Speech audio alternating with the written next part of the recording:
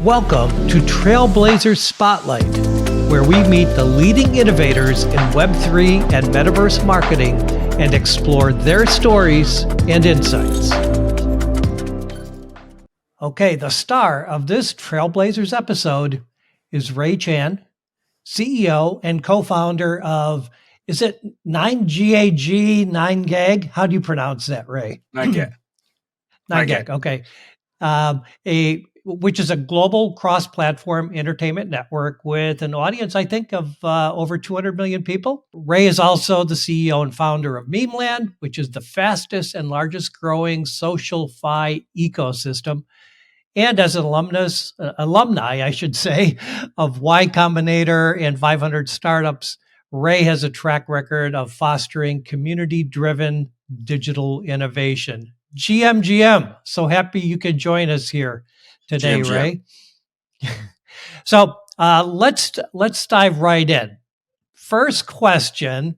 So as an early innovator in the Web3 space, your projects are extremely successful, especially when compared to like other projects in the space.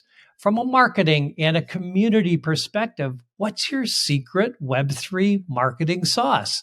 And maybe in answering the question, you could give our listeners a bit of an idea of what your projects are all about. There are some people tuning in that will be familiar and some not. So over to you.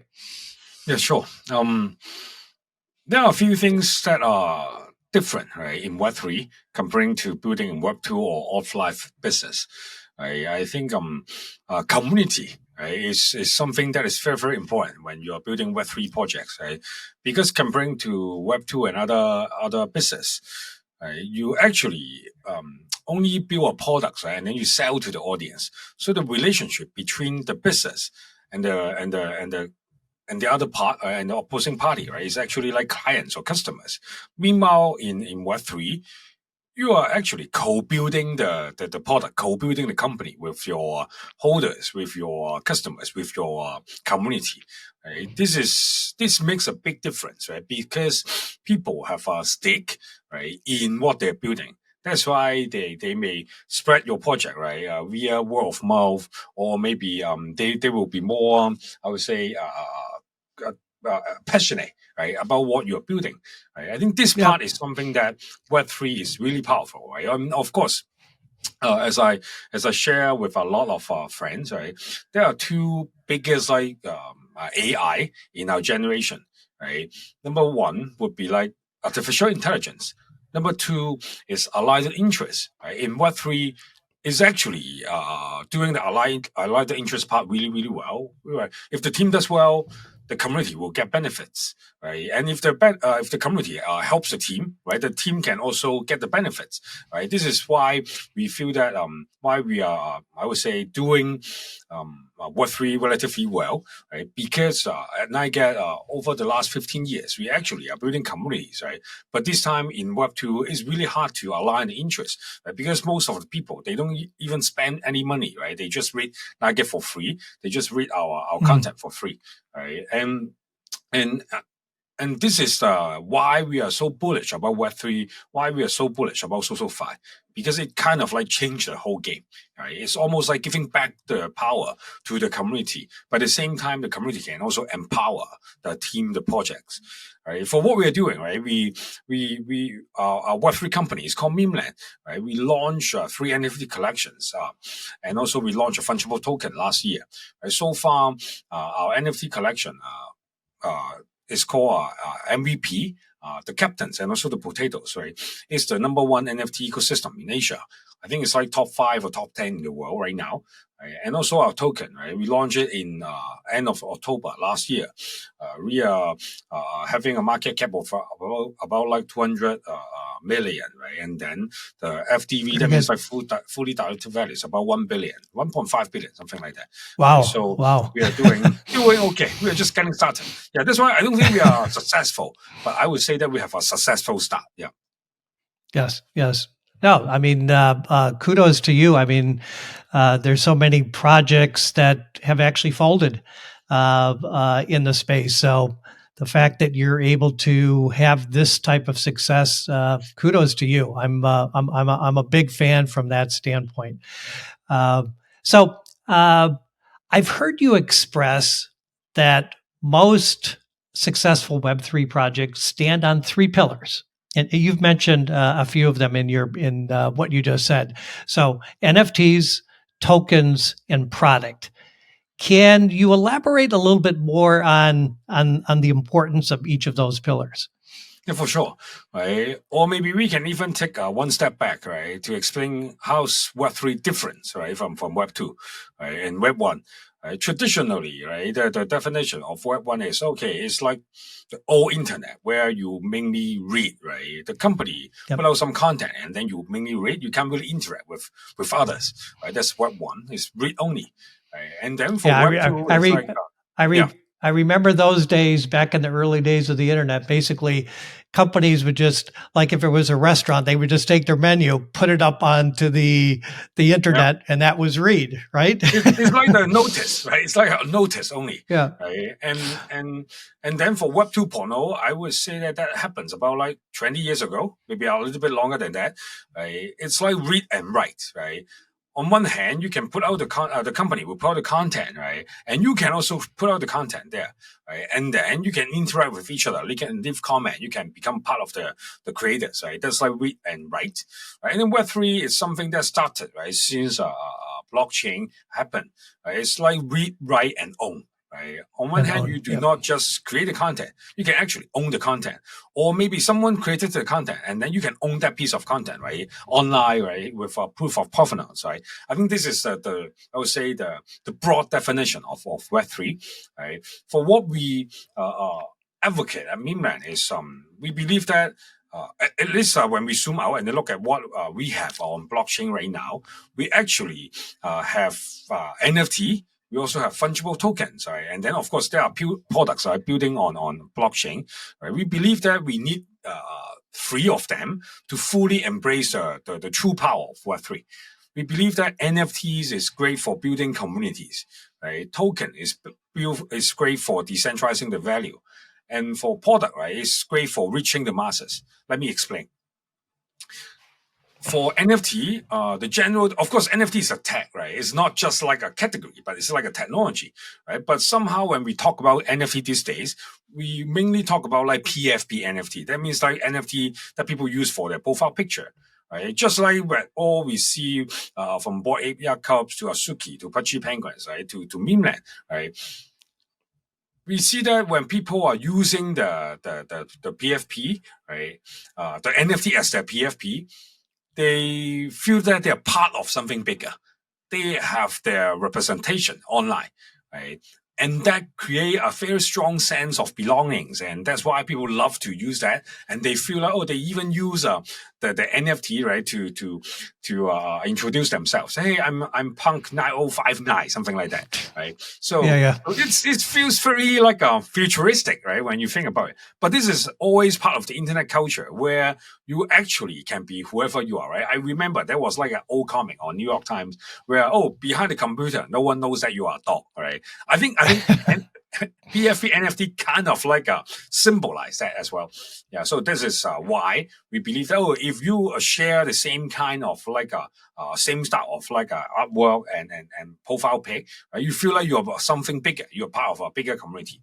Meanwhile, if your NFT collection is doing well, right, most of the time it becomes too expensive for new joiners to join or for more people to participate.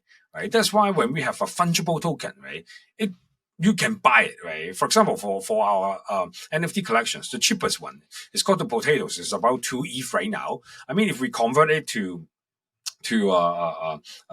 US dollars, right? It's around like $5,000, right? It's expensive, right? I mean, I think it's even more expensive than a Chanel handbag, right? That's why not that many people can buy the NFT. But right now, with a fungible token called meme coin, literally called meme coin, right? You can actually, you have like $10, right? You can still buy meme coin, right? Because it's like trading at like 0.02, 0.023, something like that, right? And you can be also part of the ecosystem to enjoy the growth, also to help build the ecosystem, right?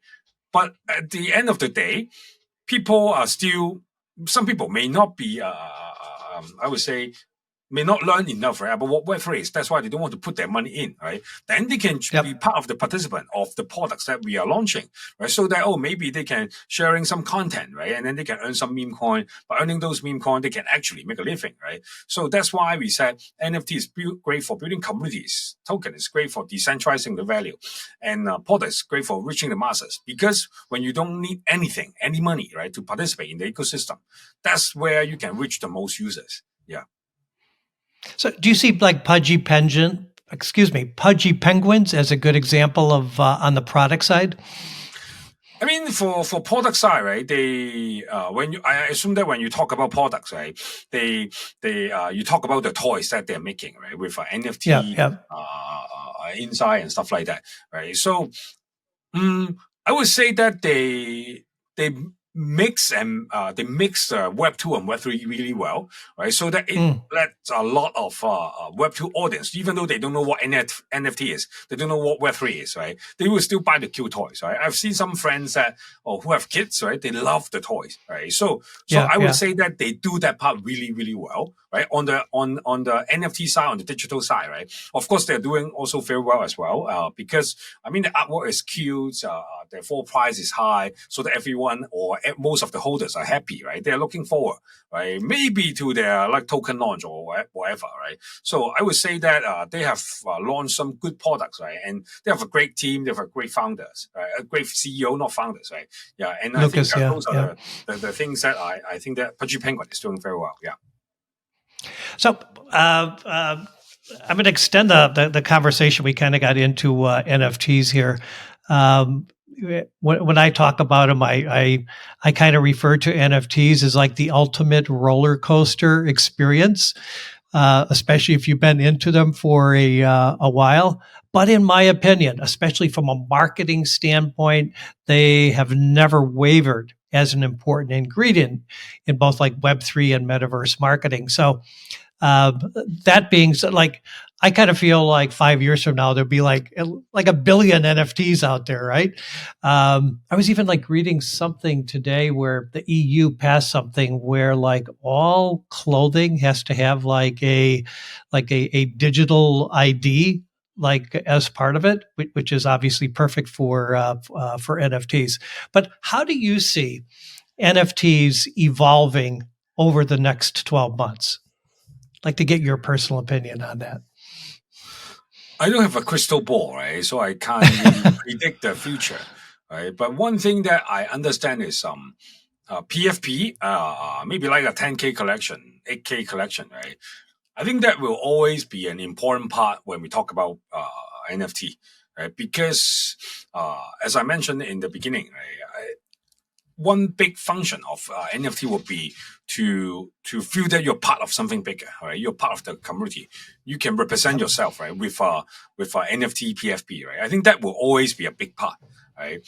And on the other hand, I think that the price, especially the meme price, right? They will be a little bit more affordable, right? Comparing to like the last bull run, like a few years ago. So I think that will get more people to buy the PFP. Again, let's use a handbag as an example, right? You have like Hermes, you have like Chanel, you have Gucci, right? But you also have Nike. You also have like Adidas, right? I think those are the things that we will see.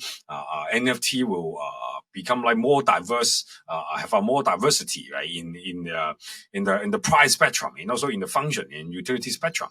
Right. On the other hand, because I think that GameFi or SocialFi, right? I think they will also leverage NFT as part of the product, right? And that will mean that maybe there will be a lot of like low price NFT, right? Maybe it's to show the identity, maybe it's to perform some functions, right, in the game, in the app. Right? I think that will also be one of the very obvious use case of NFT. And of course, people these days have been talking about, can we like tokenize, right, contracts, right, tokenize, right, securities and stuff like that. I think a good way to show them would be also in NFT format, right? So there are like at least like 3 directions that I can see that NFT will continue to push forward, right? These are not some new narratives, but I would say that finally, right, these narratives is not just empty talk, but something that we can see in real life. Yeah. Yeah, starting to see more and more use cases of these situations. Yeah, I think there's a couple. I'm not sure if I'm getting it right, but it's like ARIANEE or something like that. So they're doing RNE. So they're working with a lot of like the brands like Omega, et cetera, and so forth, where they're providing like digital proof of ownership. And so that's an actual use case. I think they're working with like 10, 15 different luxury brands. So for me, it's exciting.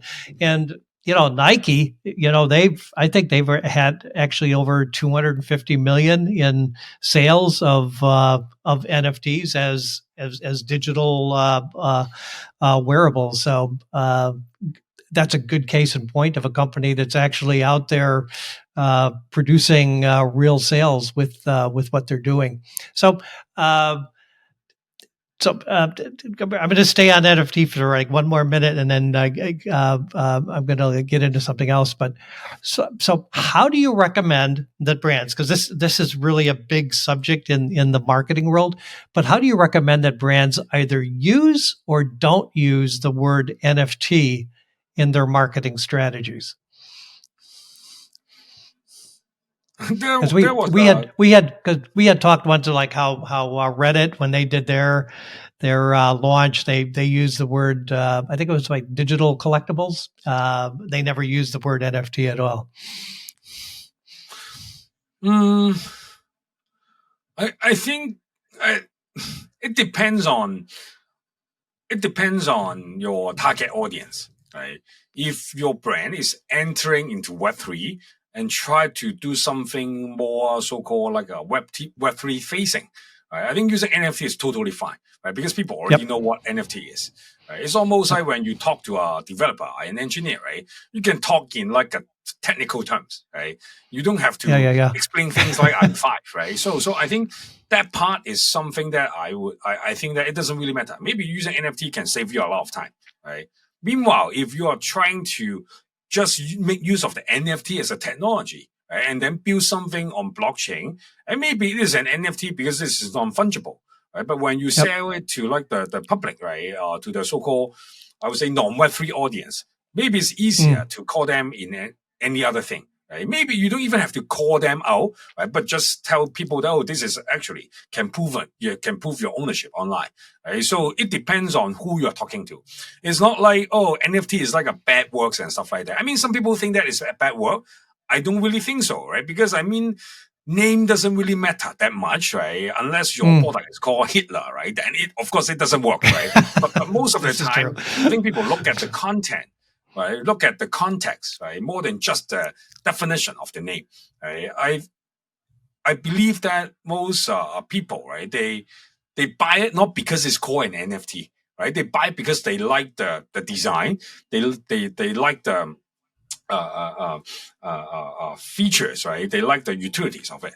Right. I was with my son at Ocean Park, right, which is like one of the park in Hong Kong, which have a lot of sea animals and stuff like that. Right. I mean, when I look at the name of those animals, right? Oh, when we call them walrus, when we call them like a sea lion, right? They actually have a very official name, right? It doesn't mean that they are different stuff, right? It only means that, hey, you use different names when you are facing different audience. I would say that, I would argue that NFT or digital collectibles or whatever names that you use, I think they serve like different purpose depending on your target audience. No, I think your answer is so good. Again, if you've got a Web3 project, use the word NFT 100%. Like you said, you probably save yourself a lot of time in terms of trying to describe what it is. And I think Starbucks, in terms of their loyalty program, I think they're calling the NFTs stamps or something like that. So I think different companies will, again, that are targeting a Web2 audience will probably do it a little bit different. But I love the fact that you just brought up Ocean Park. I lived in Hong Kong for 7 years, and I miss it so much. I think the Victoria Harbor is probably the most beautiful scenes of a city in the world. And I live in LA right now. And so I think the thing that I miss the most about Hong Kong is the Airport Express. the lines driving into like the airport at LAX is like, it's terrible. It's like if you're driving up to the airport in Hong Kong, you drive right to the front door because everybody's taking the airport express, right? But for what I've been reading and hearing, and I haven't been there to witness it myself, but it seems like the Web3 movement in Asia is probably stronger than anywhere else in the world. You've got your feet on the ground there. I'd love to get your perspective, and especially as it relates to Hong Kong. I mean, as much as Web3 participants want to think that they are different, right? I mean, of course, maybe the thinking is different, right? But at the end of the day, we're still living on the on this earth, right? We still have to deal with other people in real life, right? And just like any other, I would say, technological breakthrough, right? We actually have to reach the masses, right, in order to become like really, really powerful, right? And for Web3, for crypto, right, for NFT, we are like part of the bigger like economies, right? We are part of the bigger like macro economies, and just like any economies right now, or any markets right now, right? We can see that the fastest growing part is like in Asia, right? And by definition, right? I mean, for Web3, it's quite, I would say, reasonable that the fastest growth is also in Asia, right? And at the same time, because I don't know whether it's like appropriate to say that, right? But I think that Asians generally are more like a gamblers, right? They more like to take risks, right? And they are more degens, right? That's why they can embrace the Web3 idea relatively easily, right? And not to mention, right, for in Asia, I think the so-called concept of like community is also stronger. Right, when you talk to some Chinese, when you talk to some Filipinos, right, you feel that they are part of a bigger family, right? They have a really close relationship, right, with their friends, with their families, right? I think comparing to the traditional, like in the US and in the Europe, right? I think we US.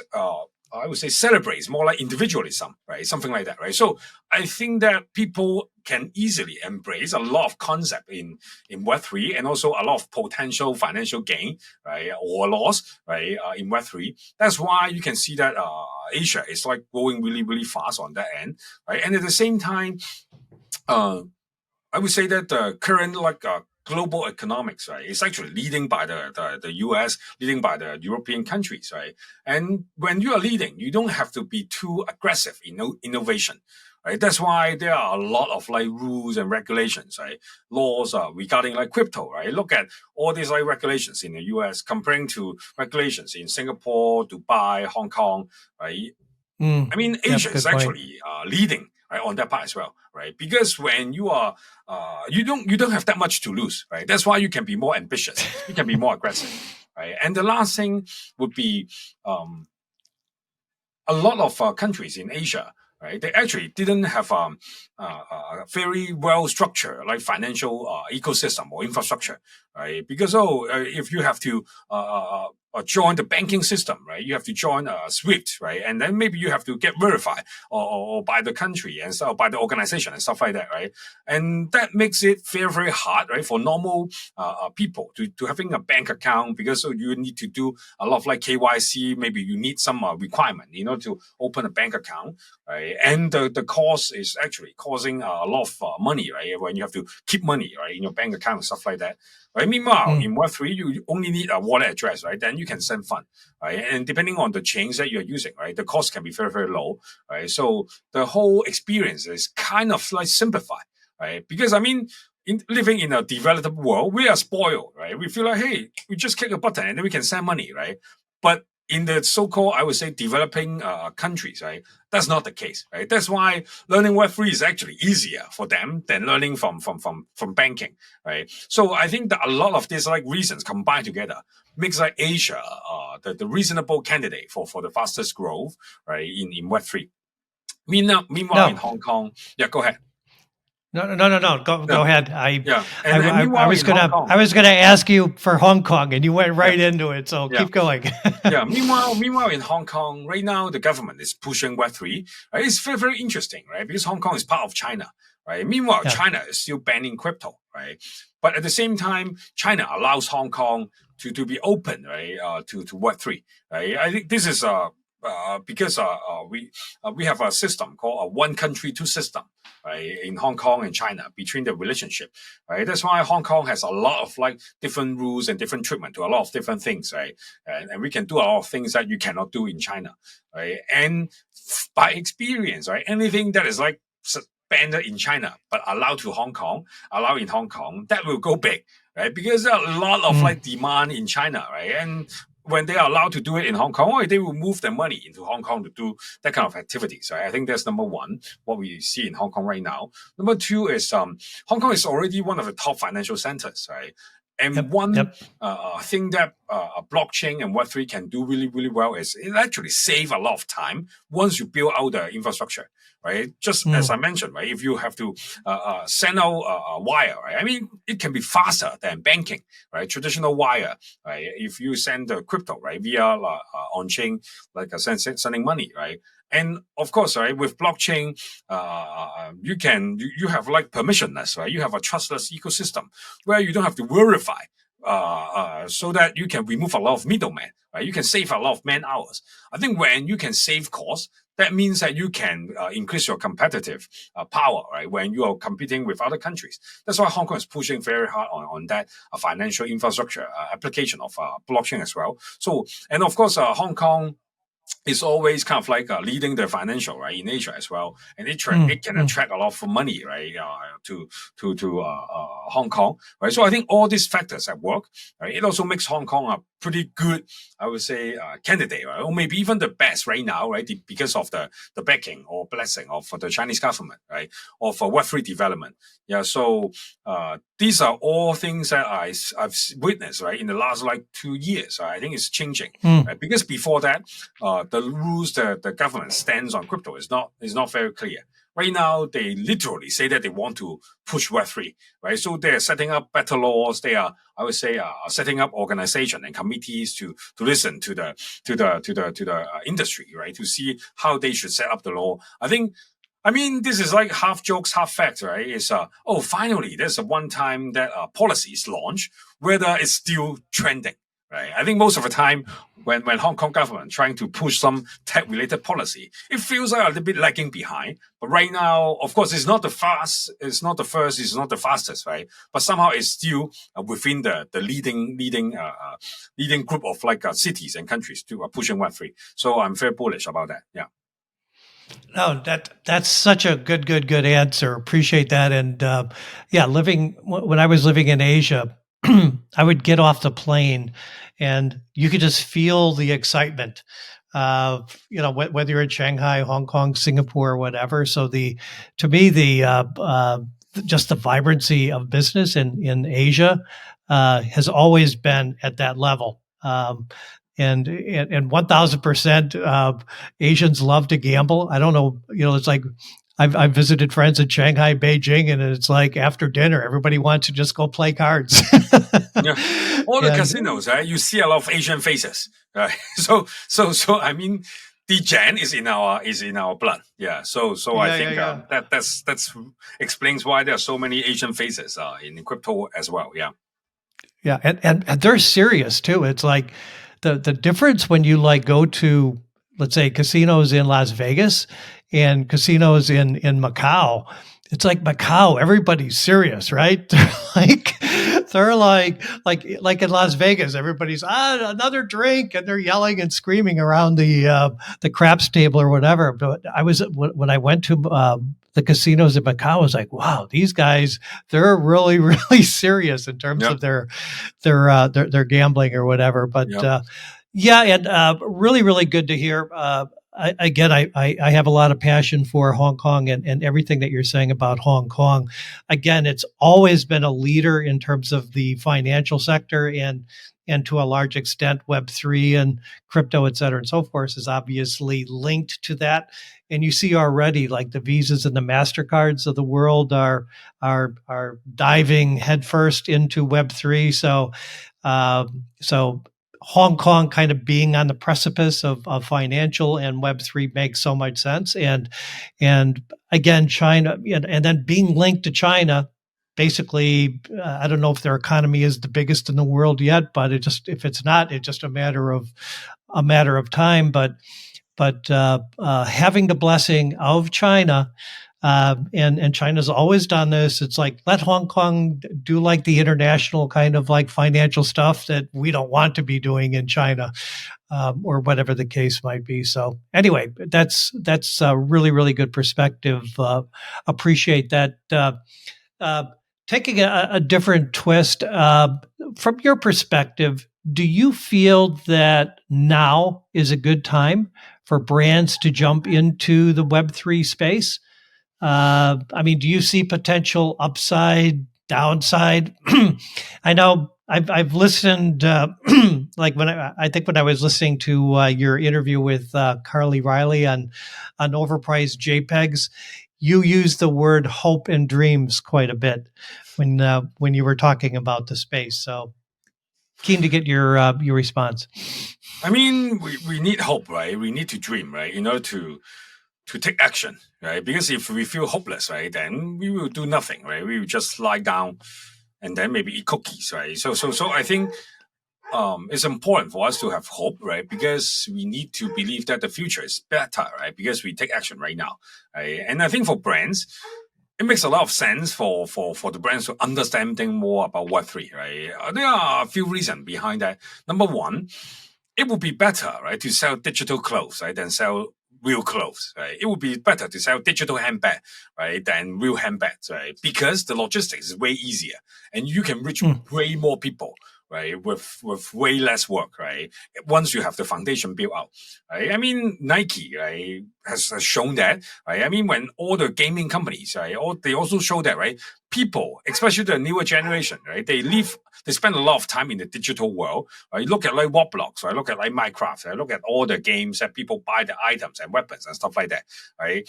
And right now, NFT allow it to be bought, right?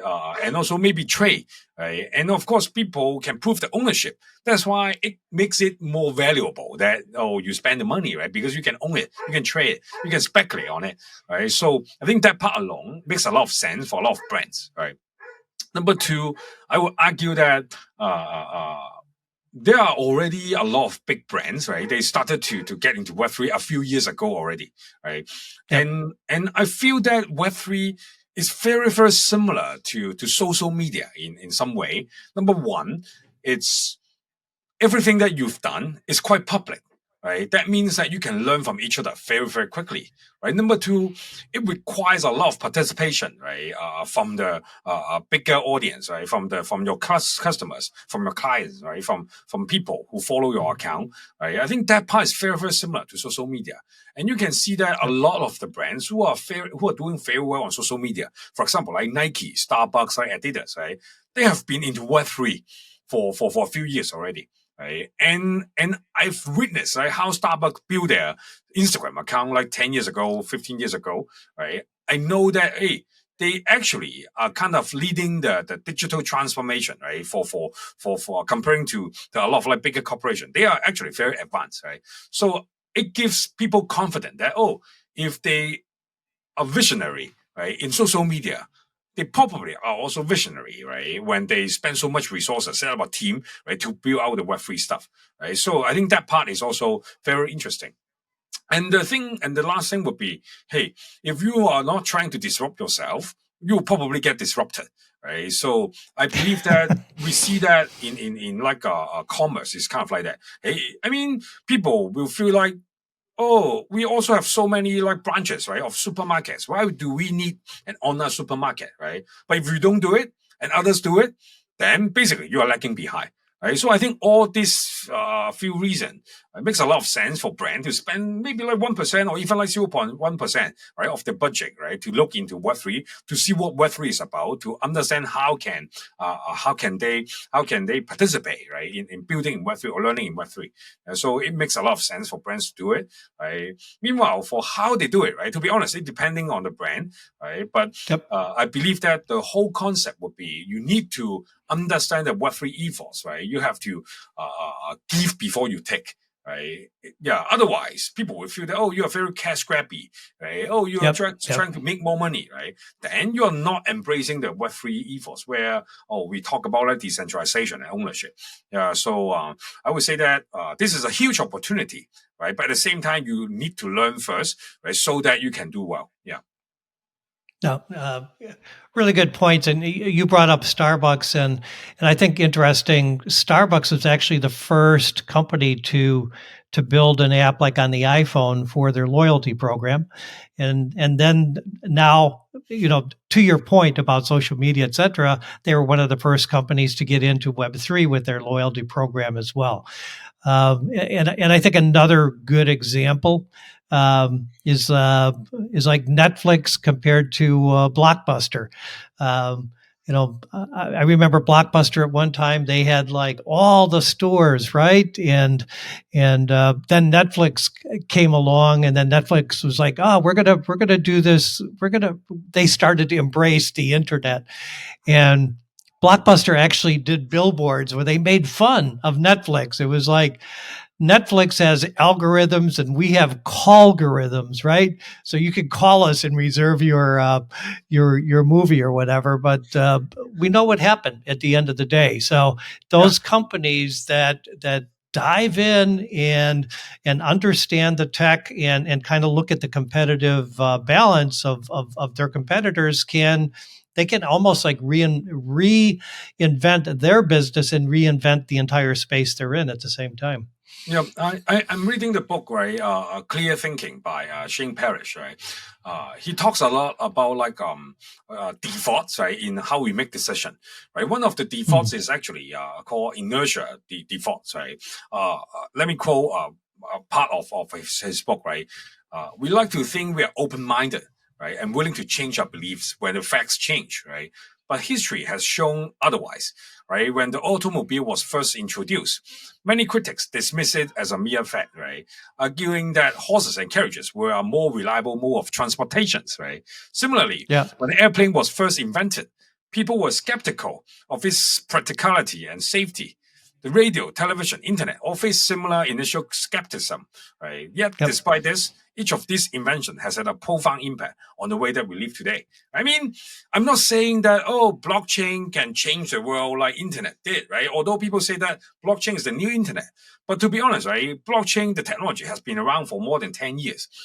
Bitcoin has died, right? Like hundreds of times, right? According to most of the mainstream media, right?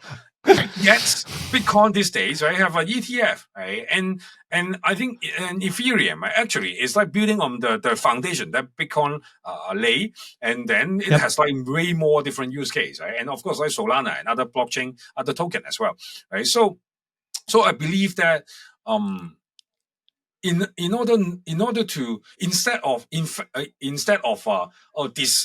it as like just a mere fad, right, it would be better to embrace it, right? Or at least learn about it. Right? I believe that at least learn about it at the very minimum. Yes. Yeah, exactly. Right. I believe that I forgot where I read it before. Right. Curiosity is like joints in our body. Right. It gets like weaker and weaker as we grow old. Right. That's why we have to intentionally exercise it. Right. That's why whenever I see a new product that become popular, right, my initial thoughts would be, hey, I've seen that before, it didn't work, right?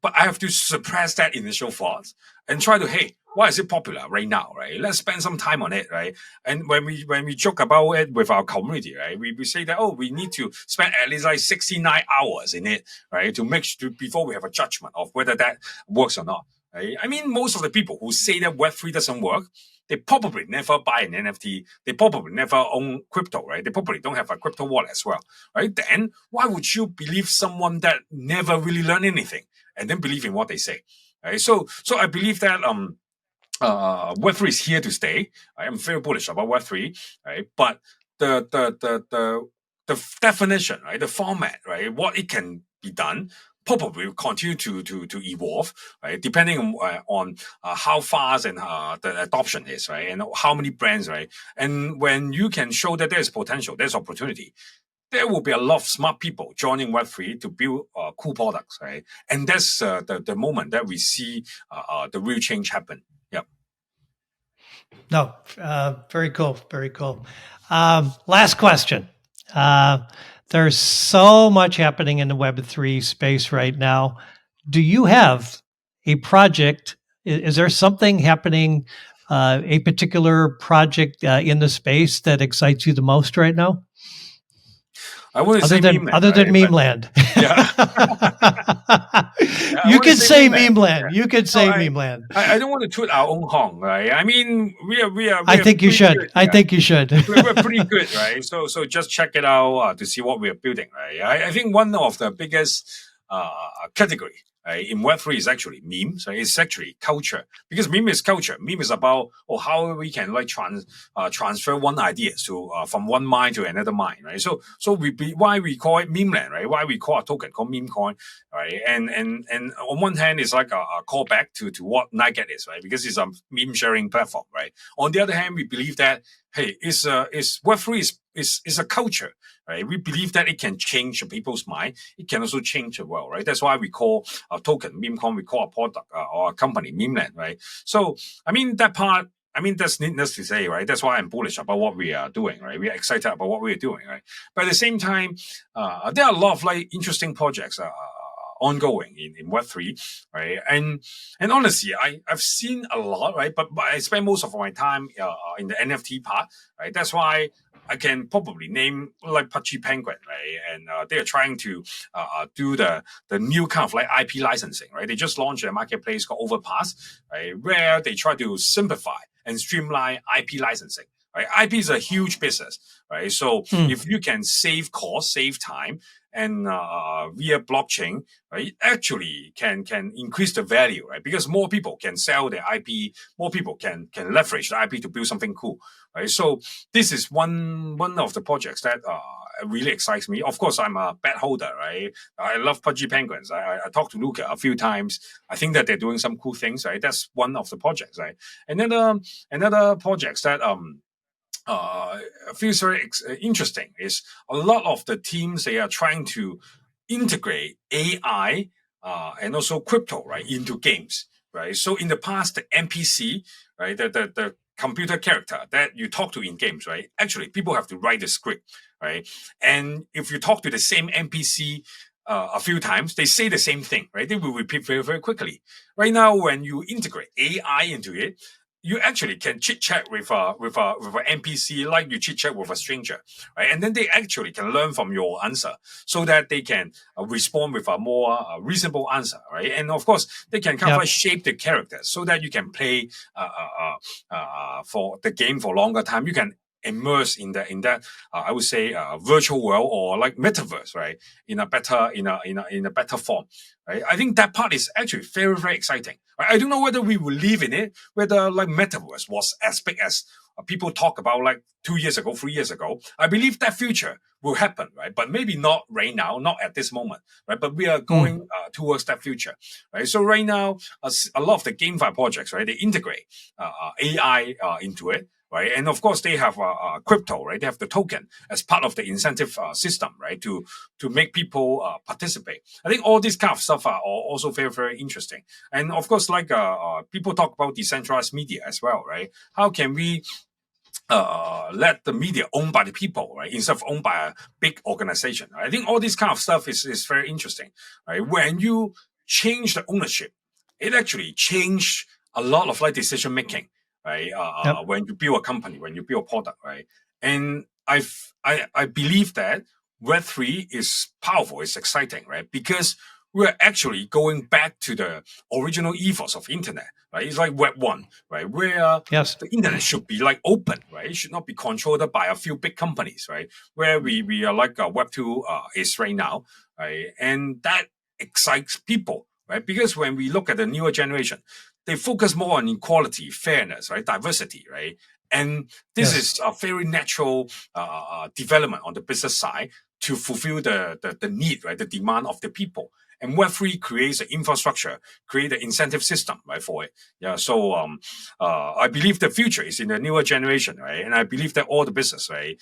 I mean, they will have their cycle, right? And Web3 is here to disrupt a lot of them. Yep. But very, very good. Some exciting stuff there. What is Memeland's next exciting announcement? I'm quite keen to, if you're able to announce, but like what should everybody be looking for from Memeland in the immediate future? We define Memeland as a social focus, right?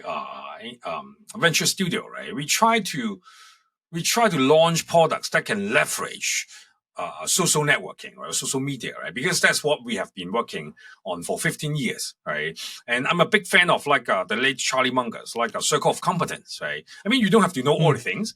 You only need to know a few things really, really well, right? And then you just focus on that and invest on that, right? And for us, that a few things is like social media. And right now we have a pretty, we have like 200 million audience across Web2, right? So right now we have a pretty strong start in Web3 as well, right? We are a rare combination of, we actually have Web2 distribution as well as a good, I would say Web3 start. Right? So this is the foundation of what we have right now. Right? We are, on one hand, we are launching a investment fund to invest in other projects, right? To help Web3 founders to scale their company, to help Web2 founders to get into Web3. That's one thing that we're launching, right? Hopefully Q1 or early Q2, right? And the other thing that we are also launching is something called Stickland, right? Stakeland, right? Not STEAK, right? Stickland is mix like launch pool, mix, I would say, staking validator. Right? And I mean, I can't share too much right now because, to be honest, I think people will set up their expectation too high. Right? And one key learnings from us is we have to manage the expectation. We have to under-promise, over-deliver. Otherwise, even though you are launching some cool stuff, people will not be happy. Right? So I think Stickland is something this is part of your secret sauce, I think. Yeah. I mean, it's under-promising and over-delivering. It's like a public source. It's actually a public source, but honestly, not that many team can use that source really well. It's almost like, hey, this is like open source. This is like the source everyone can use, right? But how can you cook a good dish? It depends a lot on the skills of the chef, right? And for us, we also have to learn from our own failures, right? To improve, to do it better. Yeah. So this is like Stickland is something that I am really excited about, right? Because we see that a lot of projects, right? They have cool ideas, they have cool tech, but they actually don't do a good marketing, right? They don't know how to build a community. That's something that we can help them. And in return, our existing community, right? They learn what those projects are doing, but at the same time, they can also get a share of their success, right? And this is something that we want to help all the teams, right? Because, hey, we believe that we are not competitors. We are actually the early pioneers, right, in a new industry, right? So we need to help each other out, right? Memeland is probably the most collaborative NFT projects out there, right? We helping other projects. We distribute the biggest whitelists for a lot of like new means and stuff like that, right? So we want to help other projects on one hand, right? And on the other hand, by helping other projects, we also help our own project grow. Right, so Stickland and Meme Farm, these are the two new things that we're launching pretty soon. Right, just stay tuned. No, that sounds very exciting, and definitely we'll be looking to promote whatever you're doing. Stickland sounds really good. I was going to ask you another question. So obviously, if brands are looking to get involved in like a Decentraland, the Sandbox, Roblox, there's a path to that most people are kind of aware of in terms of in-game activations or building experiences on the platforms. So for Memeland, are you working with brands? Is that something that you're actively looking to do or are doing? Yeah, for sure. Right. I mean, a lot of brands actually reach out to us, right? Because there are not that many projects or teams, right, that actually have Web2 experience and also Web3 experience, right?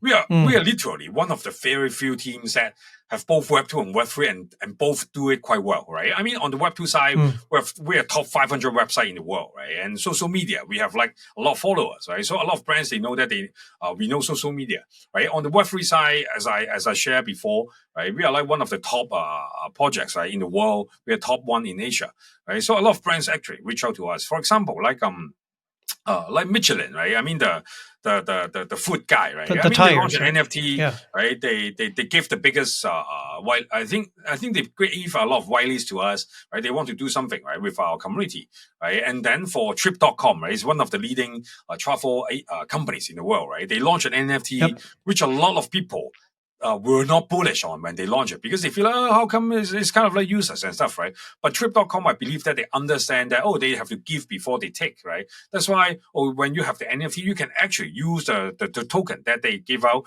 right, to actually spend on booking for travels and stuff, right? And also, like, I think actually today, one of the biggest stars in Asia ever, right? Stephen Chow, right? The king of comedy, right? As we call it in Hong Kong. He's actually launching his NFT project as well, right? I mean, we also help them to give some I wouldn't say advice, right? But more like we share some experience with them, right? To see, oh, you should do this, you should not do that, right? I think all these like brands and celebrities, right? I mean, when the markets are getting hotter, right? They will look at Web3 again. And for the teams who continue to build despite the bear, right? They are the one that they should talk to, right? Don't fucking hire some random consultant, right? That never even buy NFT, right? To just advise, right? I think this is the biggest biggest red flag, right? For NFT project, right? If the brands, right, they hire a guy who understand what Web3 is, they buy a lot of NFT, they're like a degen, right? I would say that would be more bullish, right, for the brands, right? So of course they need to listen to podcasts like Web3 Metaverse and Marketing, right? So that they understand what are the builders building, right? And so they know that what are the builders that they should talk to, right? I'm not saying that, oh, you need to get the builders as an advisor, right? Because honestly, we have so many things to do at our own project, right? But I think that at least they can have a taste to see how you should think about the product, the direction, right? And I think for brands, we are here to help them, right? Because when we talk about mass adoption, all these existing brands, they already own their audience, right? That's why if they are willing to embrace Web3, they will shortcut the time where we reach our mass adoption. Yep, huge. Yes, but they have to do it in the right way. That's the important thing. So, Ray, I kind of feel like I could keep going and talking with you for hours, actually. But thanks so much for joining us and sharing your insights. If someone's listening and they want to contact you, how can they reach you? I mean, I'm 9GAG CEO on X, right? Formerly Twitter, right? I mean, you can follow me there and to see that I shit post, right? And of course, join Memeland, right? I mean, maybe I wouldn't ask you to buy meme coin or buy NFT. I think that we don't need to shield too much, right? But just learn more about what we are doing, right? I think we have pretty unique thinking in a lot of things that we do, right? Because we came from a background where we actually built company before, right? So maybe we have different thoughts, right? And then you just listen to different founders, right? How they think about things, right? Then you make your own decision, right? To buy into which project. I think that would be the way to go. Yeah. Cool. Thank you. Ray, continued success in everything that you're doing. You're killing it. I'm amazed at how successful you've been, and I know you've just begun, and I'm going to be loving to watch your continued journey. So, thanks again for joining us. Thanks for having me.